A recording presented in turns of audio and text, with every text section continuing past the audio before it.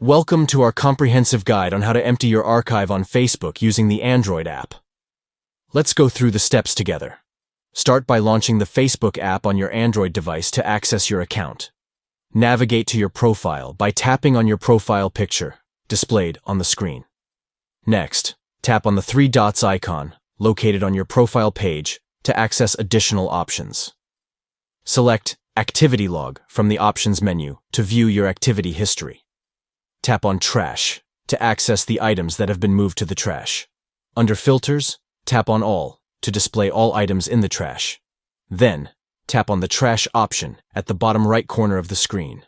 Finally, tap on Move to Trash to permanently delete the items from your archive. By following these steps, you can effectively empty your archive on Facebook and manage your activity history.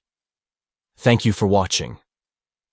We hope this guide has been informative in demonstrating how to clear your archive on Facebook using the Android app. Keep your account organized and clutter-free by following these steps to empty your archive and remove unwanted items from your activity log. Enjoy a clean and streamlined Facebook experience by managing your archive efficiently.